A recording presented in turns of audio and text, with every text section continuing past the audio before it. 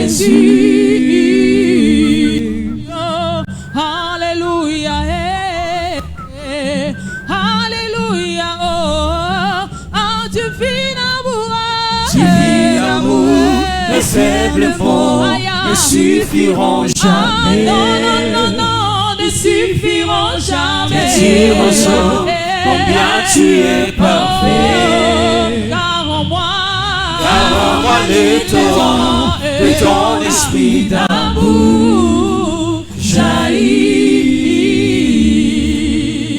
Tu es richesse, la source de mes grâces, mon chant d'allégresse. Jésus, tu es ma tendresse. Tu fais des promesses. Tu fais des promesses qui se réalisent. Tu es ma sagesse.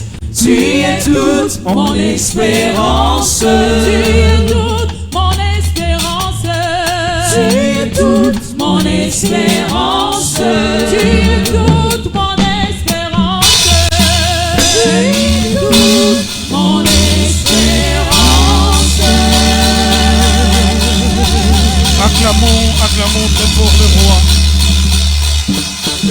Acclamons les seigneurs des seigneurs, les narcisses des sarons, les lits des vallées. Il mérite la louange de son peuple. Faites de bruit pour sa gloire.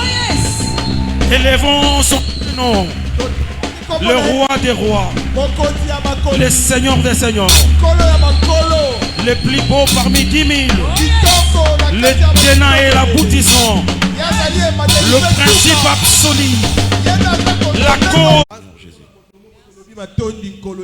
Encore une fois, acclamons le roi.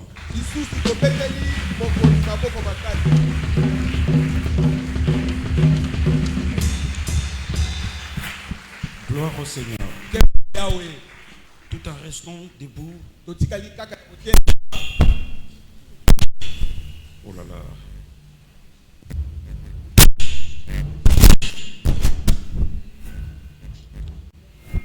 Le frère de la technique, aidez-nous à rendre le ministère dans de très bonnes conditions, s'il vous plaît.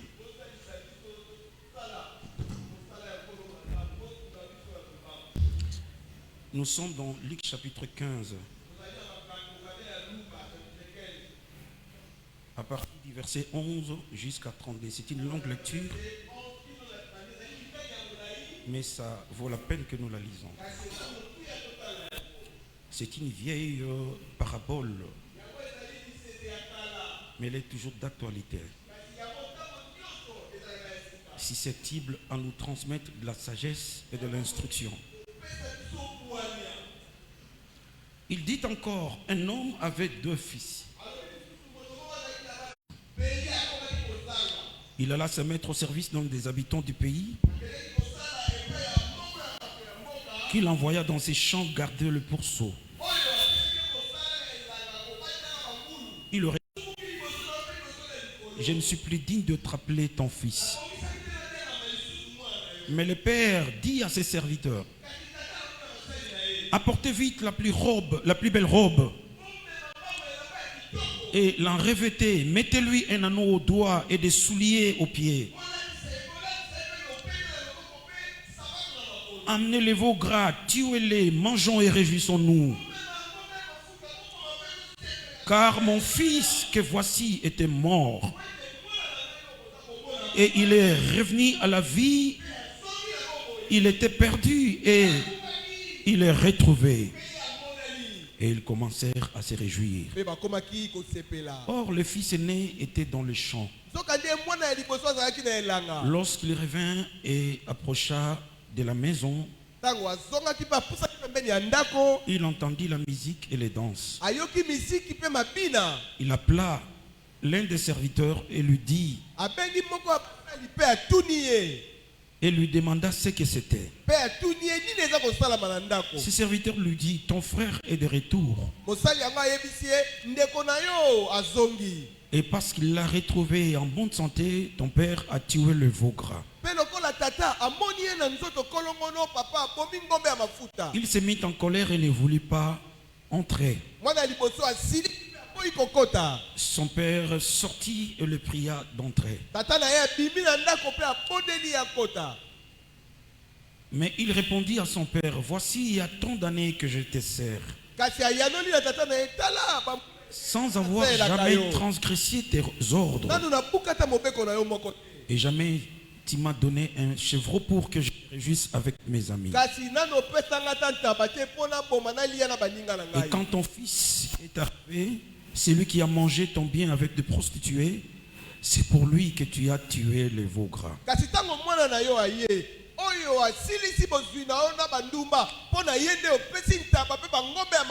Mon enfant, lui dit le père, tu es toujours avec moi et tout ce que j'ai est à toi. Mais il fallait bien s'égayer et se réjouir parce que ton frère, que voici, était mort et qu'il est revenu à la vie parce qu'il était perdu et qu'il est retrouvé. Parole du Seigneur. Nous pouvons nous asseoir s'il vous plaît. Bien-aimés frères et sœurs, pendant quelques instants, nous allons devoir partager cette vieille parabole dénommée d'une manière traditionnelle la parabole du fils prodigue.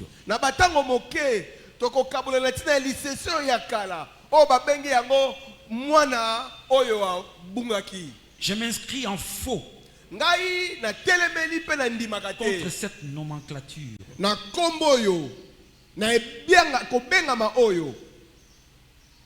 Il est vrai que le drame que ce garçon a connu a focalisé toute l'attention de lecteur de la Bible sur lui.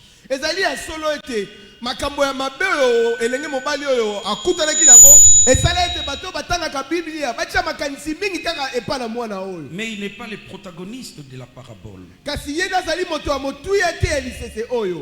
L'homme le plus important de la parole, c'est bien le père. Parce qu'il s'est distingué par un amour subliminal, par une force morale à pardonner, à récupérer et à retenir ses deux fils. Papa, je suis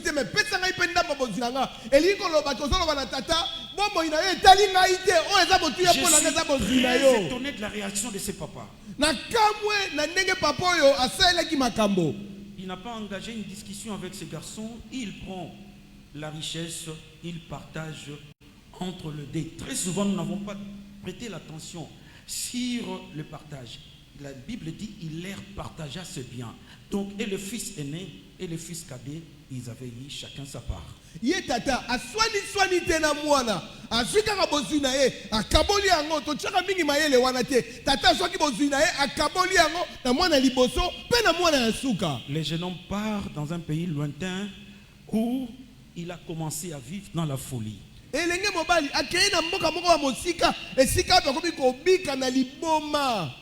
Bien aimés frères et sœurs, l'éloignement n'était pas seulement géographique, c'était aussi un éloignement spirituel et moral.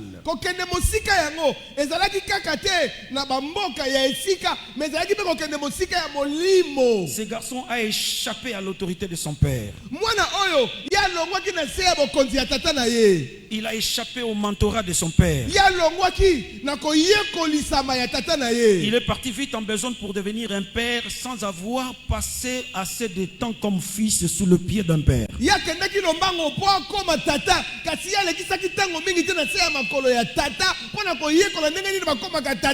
Un père, c'est un point de repère. C'est la racine pivotante d'une famille. C'est le premier maillon de la chaîne d'une famille.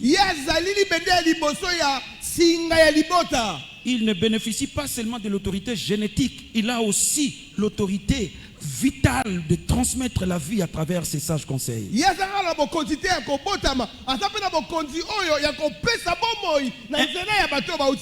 Un maître donne la connaissance, mais un père donne la vie. Un maître donne l'intelligence, un père donne la sagesse.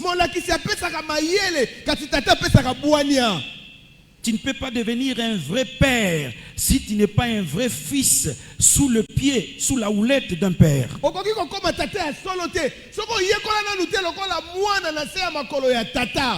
Et un père qui refuse de devenir un grand-père, il sera un vipère venimeux.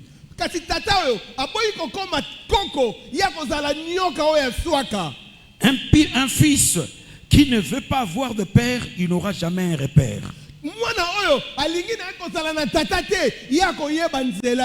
Bien évidemment, ce fils s'est perdu dans un pays lointain. Il a fait la folie. Il a dépensé d'une manière téméraire. De l'argent facile. A manifesté toute la bestialité de son cœur. D'autres péchés coûtent très cher. Nous ne le faisons pas parce que nous avons assez de moyens. Nous n'avons pas assez de moyens. Le jour où nous aurons de moyens, notre orgueil caché dans la modestie, notre folie cachée dans la sagesse apparente va se manifester. Ce garçon a vécu dans la débauche, dans le libertinage, dans l'extravagance. Et petit à petit, il s'est retrouvé pauvre. Un misérable qui inspire la pitié. Il avait du mal à retrouver quelqu'un qui peut manifester de la miséricorde sur lui. Il a trouvé du travail. Mais quel travail? Il devait travailler dans la ferme de pourceaux. C'est le travail le plus humiliant de l'époque. Vous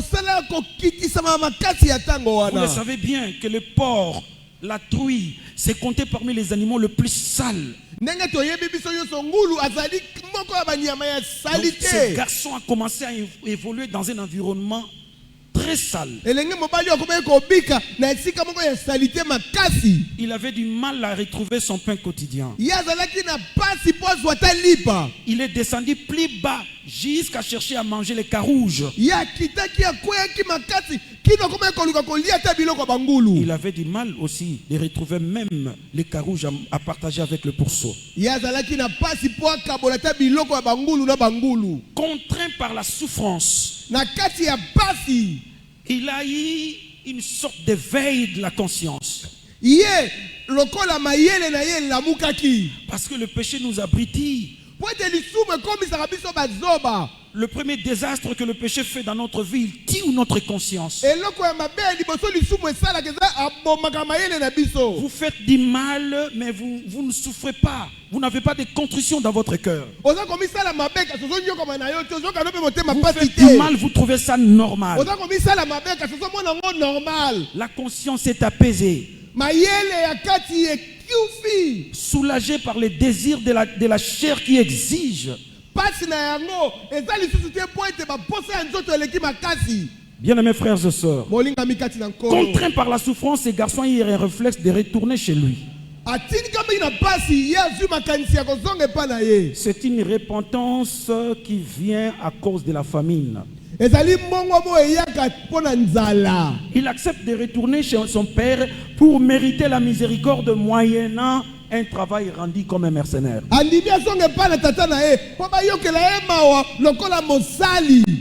Il ne connaît pas la notion de la grâce. Mais il veut revenir à cause de la faim. Être accepté par son père d'une manière transactionnelle parce qu'il doit rendre un travail. Et en retour, en contrepartie, il aura son salaire.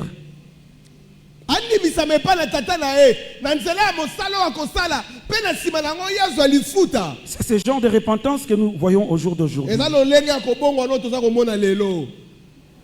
Nos églises sont remplies de gens affamés. Ils viennent pour assouvir leur faim. La faim du voyage. La faim du mariage. La faim de trouver un bon travail. La faim des choses terrestres. Et nous, les prédicateurs, nous proposons toujours des discours sociétals pour caresser au sens du poil et essayer, selon notre possibilité, de consoler les cœurs des gens qui ne sont pas encore servis. Parce que tout le monde a faim.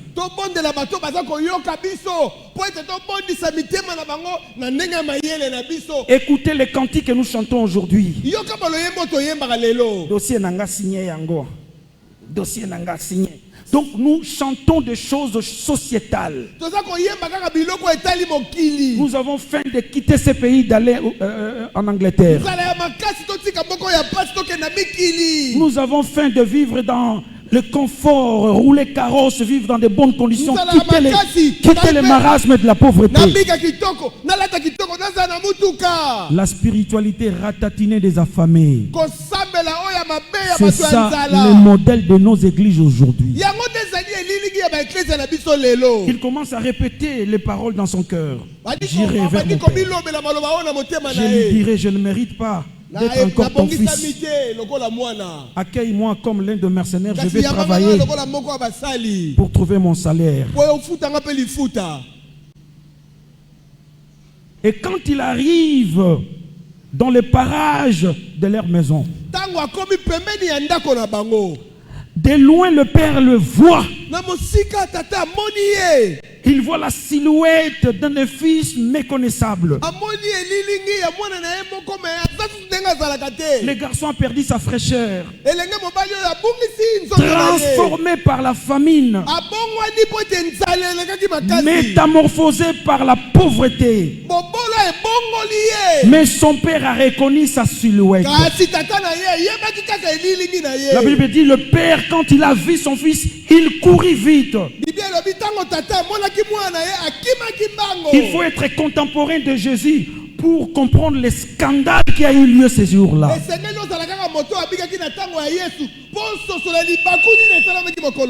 C'est pas bien pour une personne âgée, un patriarche, de courir, parce que quand on veut courir, on doit retrousser sa robe et courir. Et un homme adulte ne peut pas faire découvrir ses genoux.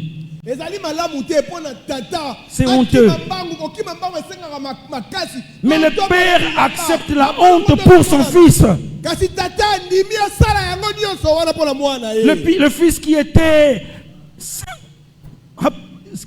véritable, non, je veux dire, le fils qui était vraiment mort, il est ressuscité. Le père court vers son fils.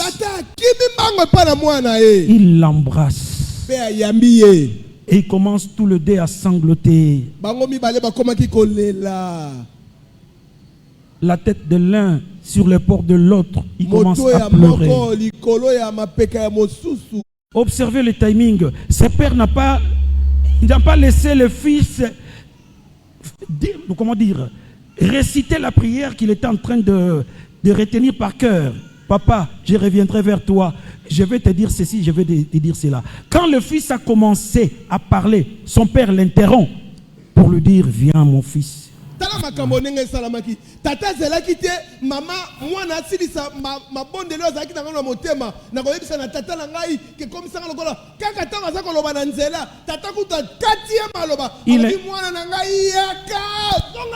Il intime l'ordre à ses serviteurs. Venez avec une belle robe, Il y a un symbole théologique dans ça. La robe, c'est le symbole de la justice. Ce n'était pas la robe de ses garçons, c'était la robe de son frère aîné. Quand nous nous repentons, Dieu nous invite à la justice. Ce n'est pas notre propre justice, c'est la justice de Jésus. Nous sommes sanctifiés non pas par notre mérite, mais par le mérite de Jésus. Nous sommes justifiés par la grâce. Nous ne méritons pas être chrétiens. C'est la justice de Jésus. Il n'y a pas de juste, même pas un seul juste, car tous sont péchés, sont privés de la gloire de Dieu. Mais nous sommes justifiés par la rédemption qui est en Jésus-Christ. Ces garçons, on l'a revêtu d'une belle robe. Il dit encore, venez vite avec une bague. On lui donne une bague, symbole de l'autorité familiale, pour dire que ce n'est pas un esclave, c'est un fils de la maison. La Bible dit à celui qui ont cru, à ceux qui ont cru en son nom, il leur a donné le pouvoir de devenir enfants de Dieu, lesquels sont nés ni de la volonté de la chair, ni de la volonté de l'homme, mais par la vertu de la miséricorde de Dieu. Nous sommes fils de la maison. Nous ne sommes pas des mercenaires. Nous ne sommes pas des serviteurs. Nous sommes les enfants de Dieu.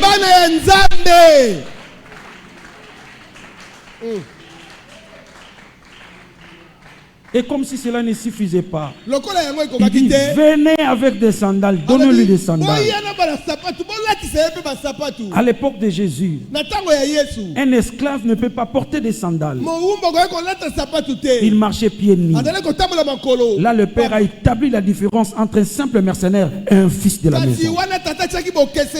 Il donne l'honneur à ces garçons. Tu n'es pas un mercenaire comme tu l'as silhouetté. Tu es un fils de la maison. Et le Père rajoute encore, menez un veau gras, on va fester, on va festoyer, on va organiser une grande fête aujourd'hui. C'était une grande fête, la fête de la miséricorde. Celui qui était mis en vedette ne méritait pas cette fête. Lui-même n'en revenait pas. On organise la fête. Le frère aîné qui était parti au champ, il revient. Déjà de loin, il a senti des brouhahas et l'effervescence de l'atmosphère d'une fête. Il pose la question, qu'est-ce qui se passe là-bas? On lui informe que ton frère qui était perdu, il est retrouvé. Et ton père a organisé une fête. Au lieu de se réjouir, il a râlé. Il a commencé à murmurer. Mais ce garçon qui a dépensé tout l'argent de mon père, il revient et on organise encore une fête pour lui. Quel gâchis!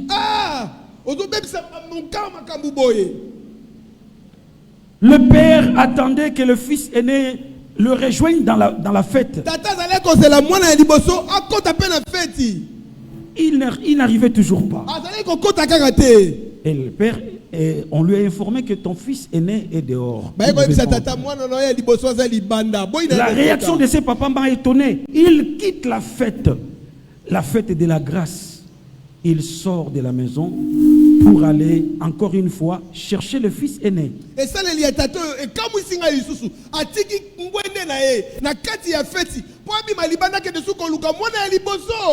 Il était sorti au coin de la rue chaque jour pour attendre le fils cadet qui était perdu. Aujourd'hui, il sort du banquet. Il sort de la salle du banquet pour accueillir le fils aîné qui est en train de se rebeller à sa manière.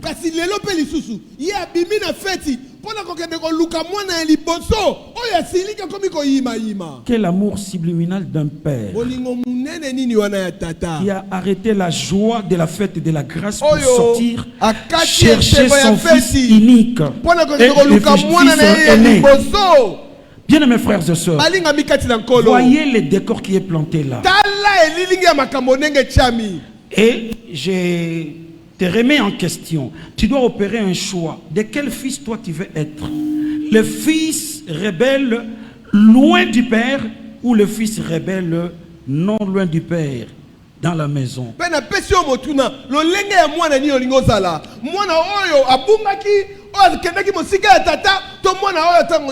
Ce fils commence à adresser des reproches à son père. Mais papa, comment tu peux dépenser, jeter de l'argent par la fenêtre pour ce garçon qui est allé se prostituer avec ton argent et il y revient, tu commences encore à faire des fêtes. Moi, je suis là fidèle à toi. Toujours, je suis là et je te sers. Tu m'as même pas donné un chevreau pour organiser la fête avec mes amis.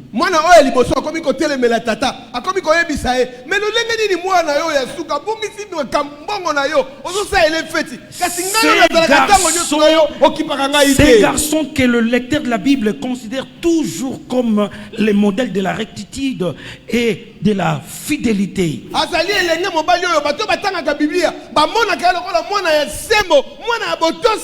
Par sa réaction, il a dévoilé son cœur rempli de la méchanceté, du manque d'amour.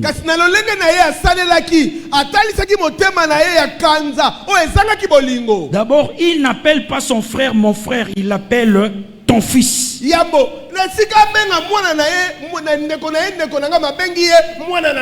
Ton fils qui a bousillé de l'argent. Mais ce fils-là de son père-là, c'est ton frère. Si ce garçon était perdu loin de son père, ce garçon était aussi perdu dans la maison.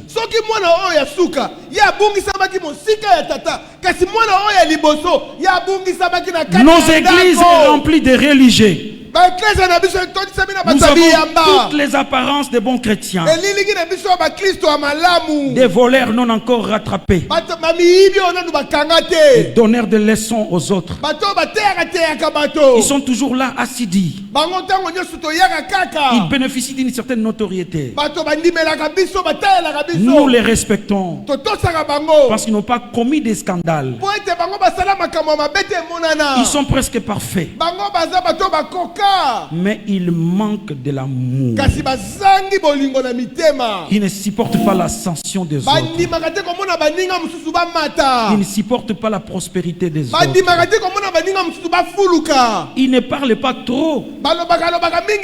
Ils souffrent dans leur cœur. Et ils veulent bâtir des immeubles de la confiance de leur père par rapport à la mort de leur frère.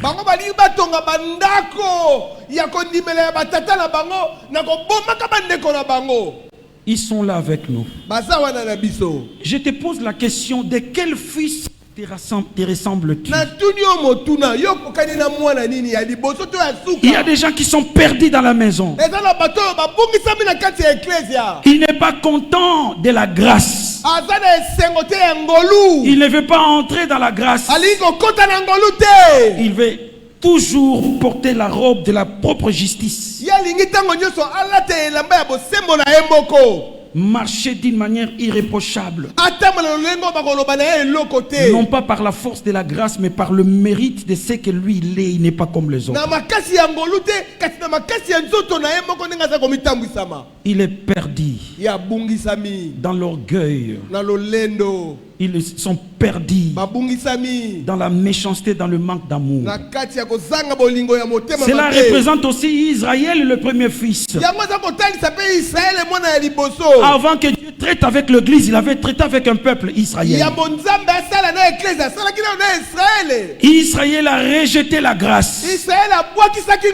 Dieu tourne son regard vers l'église. Il sélectionne parmi toutes les nations du monde un peuple qui a vécu dans l'idolâtrie, un peuple qui a vécu dans la magie, le peuple qui a vécu dans la sorcellerie, le peuple qui a vécu dans les désordres est devenu aujourd'hui son peuple.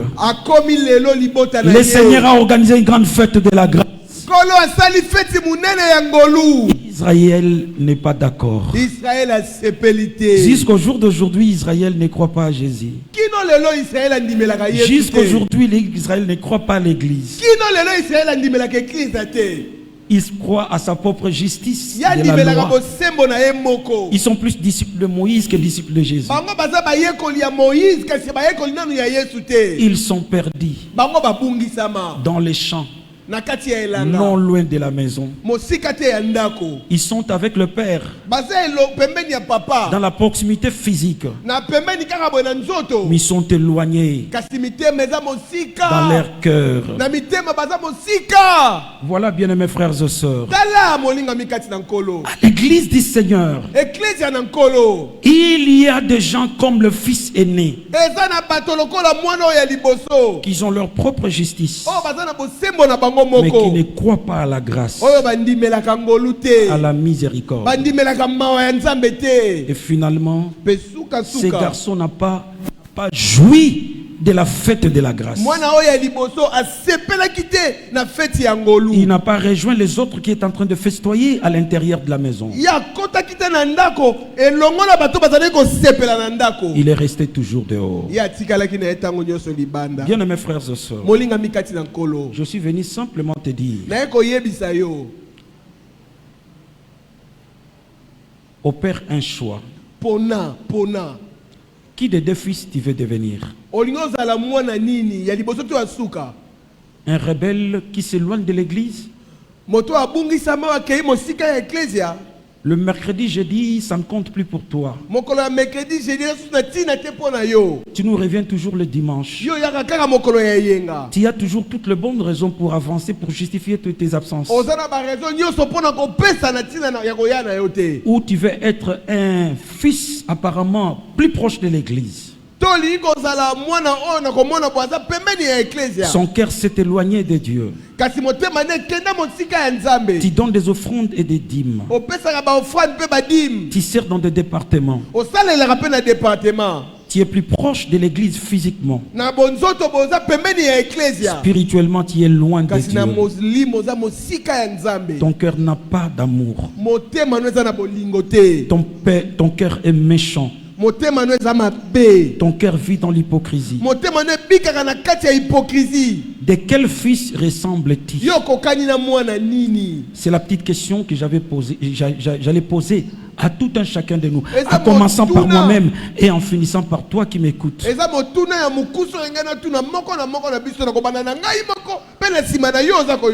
Que le Seigneur bénisse sa parole.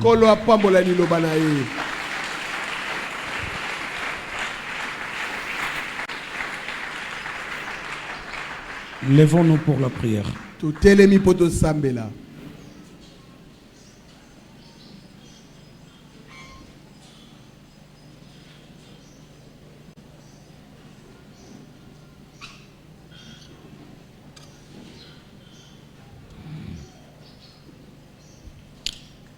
Tes deux mains légèrement levées vers le trône de Dieu.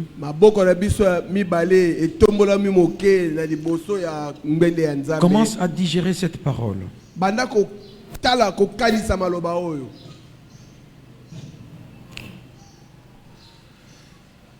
Tu t'es éloigné de Dieu. Et les signes de la rétrogradation, les libertinages, la folie de la grandeur, la débauche, le désordre, les absences répétées dans le culte. Tu as toujours de bonnes raisons pour justifier tes absences. Ce sont des signes de rétrogradation.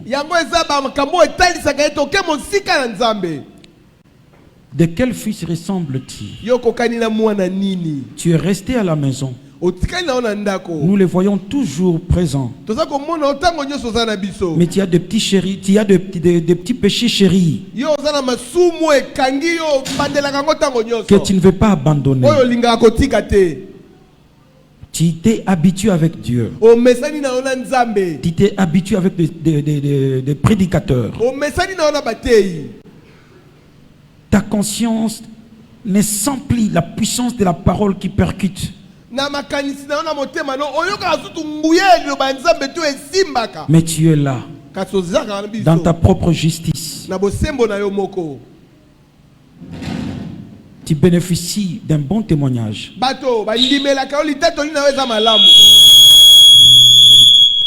On te donne des responsabilités à l'église. Mais tu es conscient. Tu as un lien spirituel qui te dérange, qui te fait pleurer. Tu es malheureux. Tu es là comme un bon serviteur, mais non comme un bon fils. On nous a enseigné aujourd'hui, à travers la voix des ondes et des réseaux sociaux, que nous ne devons pas aimer Dieu, c'est Dieu qui nous aime. Non, bien-aimé. Nous devons aimer Dieu, l'adorer, les servir, non pas comme de simples esclaves, comme de véritables fils de la maison. Nous voulons prier, chacun selon ce que le Saint-Esprit a déposé dans son esprit. Nous voulons prier. Chacun de nous va réagir par rapport à ce que le Saint-Esprit lui a dit.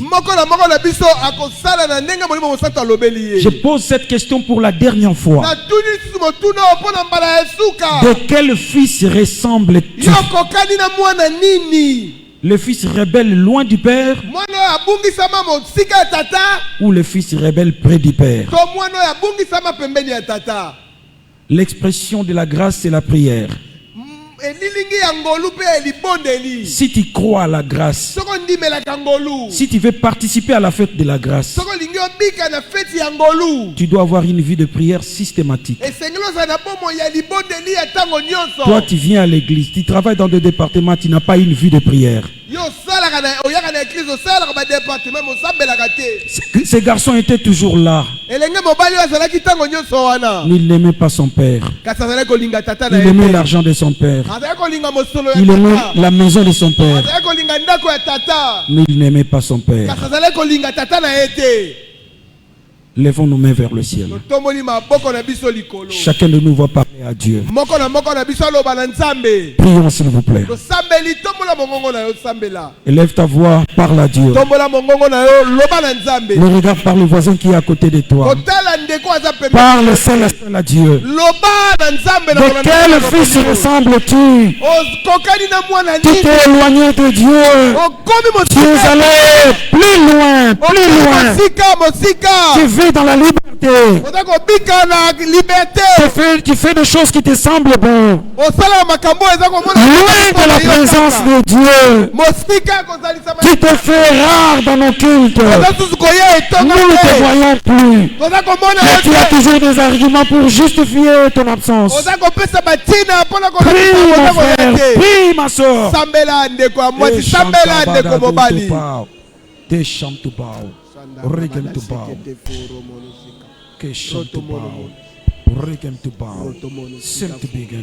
Alléluia. Aide-nous, Seigneur. Aide-nous. Alléluia. Disons merci Seigneur parce que tu as parlé à nos esprits. Nous revenons à toi. Où irons-nous Seigneur? Où irons-nous Seigneur? Nous revenons à toi Seigneur. Nous avons pris notre liberté. Nous sommes allés plus loin de toi Seigneur mon Dieu. Alléluia. Nous revenons. Nous revenons auprès de toi Seigneur. Aide-nous à t'aimer. Aide-nous à t'aimer de tout notre cœur. Aide-nous à t'aimer sincèrement, Seigneur. Aide-nous, alléluia. Mitema na biso elinga yo nkolo, alléluia. Mitema na biso ezala entier, alléluia. Alléluia, ezala partagé te, alléluia. Ezala divisé te, alléluia. Entièrement à toi. Mitema na biso elinga yo nkolo, alléluia. Tu aimeras le Seigneur ton Dieu de tout ton cœur, de toute ton âme, de toutes tes pensées.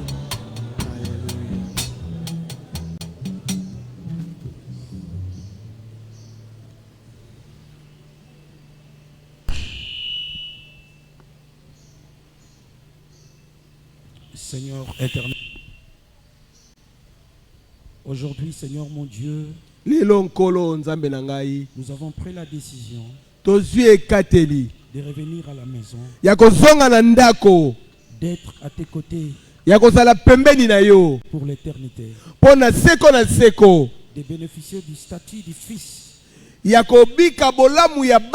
et non de simples mercenaires. Nous voulons demeurer dans ta maison, être à toi pour toujours, t'aimer plus que te bien, t'aimer plus que te bienfaits, t'aimer plus que tes faveurs, t'aimer plus que tes bénédictions. Nous voulons être là et festoyer la fête de la grâce. Qu'il s'éloigne de nous le sentiment de notre propre justice. Qu'il s'éloigne de nous la méchanceté, le manque de l'amour. Nous prions ensemble, mais nous ne parlons pas. Nous prions ensemble, mais nous sommes des ennemis. Qu'il ne soit pas ainsi. Que nous soyons remplis du cœur. Du cœur rempli d'amour, rempli de la fraternité, rempli de la proximité. Enlève l'orgueil, enlève tout ce qui donne l'impression de la rébellion. Que nous soyons des enfants dociles, que nous participons à la fête de la grâce au nom suprême de Jésus. Délivre-nous de la mentalité d'esclave, comme le fils premier-né. Il est mécontent simplement pour un chevreau. Et pourtant tout ce qui était pour le Père, c'était aussi pour lui. Nous nous dérangeons, nous nous rendons hyper tendus, des malades à cause des choses du monde. Et pourtant tout ce qui est à toi est aussi à nous. Aide-nous à nous libérer de cette mentalité de mercenaire. Nous sommes fils de la maison. Tout ce qui appartient à Dieu nous appartient aussi. Et au moment opportun, nous pouvons jouir de ce bien. Nous pouvons jouir de ce patrimoine. Aide-nous, Seigneur, à être le deux fils fidèles. Même si nous sommes éloignés de toi, nous rentrons dans la maison. Même si nous sommes partis au champ, que nous participons à la fête de la grâce au nom suprême de Jésus. Que cette parole soit une semence incorruptible qui va germer et produire des milliers de fruits dignes de la repentance. Au nom suprême de Jésus. Merci Seigneur Jésus. Soyez bénis au nom de Jésus.